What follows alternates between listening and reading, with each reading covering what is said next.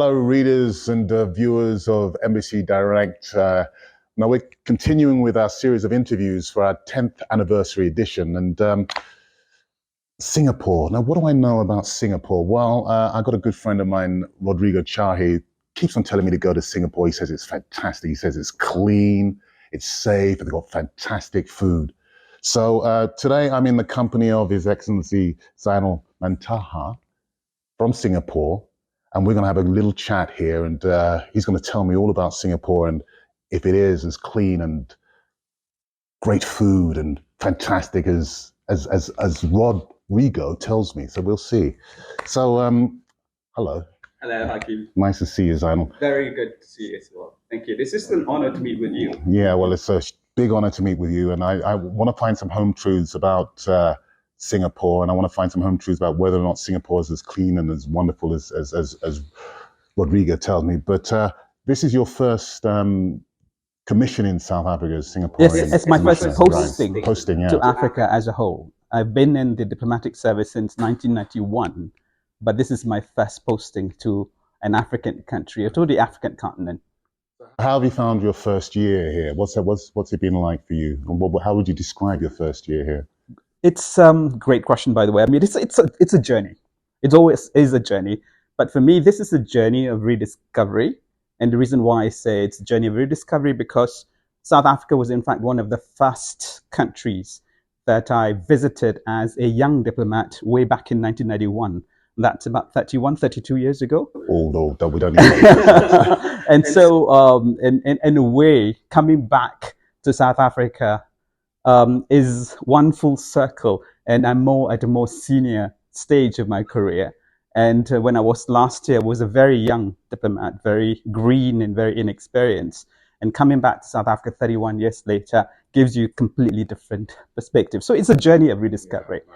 It's also a journey of great learning, because the South Africa that I thought I knew in 1991 is very different now, of course. Yeah. So tell me what your sort of, obviously you've accomplished certain objectives in that time. And what have they been, and how can you further those objectives? How can you sort of create a greater balance between the two nations and greater cooperation between nations? What have you done in that sort of area, and how can you sort of improve on that, and how can the two nations sort of come together? Well, 1 year in a diplomatic posting is actually a very short time. The cycle for most diplomats would be, of course, that it's a 3 or 4 year posting. The first year is always about getting to know the lie of the land, so to speak, making your contacts, establishing a network. And so there's very little time for me to actually think about things that you can do. But as I mentioned before, it is a journey of rediscovery, but it's also a journey of learning and exploration. Exploration in the sense that of course, I come after a line of predecessors. I'm the 6th High Commissioner of Singapore to South Africa. And so therefore, there has been, of course, antecedents, things that we have done before. So what I used the 1 year for is to review what we have done and try to explore areas in which we can do more of or differently in order to achieve our objectives. And how's that? So it's been a culmination really of you exploring stuff on the ground for your first year, and then putting stuff into progress for the next couple of years. You situate yourself, you situate what the relationship has been before, and you try to forecast in the future, in the near future at least, about what you can do to add value to that relationship. So can you tell me of any projects that are currently in development in terms of adding value to that relationship, or stuff that you're about to continue on after your sort of first year here that you can sort of continue on? Yes, I certainly would like to improve more in terms of our relationship on the trade and investment front, because that's the lifeline of the relations between two countries such as Singapore and South Africa.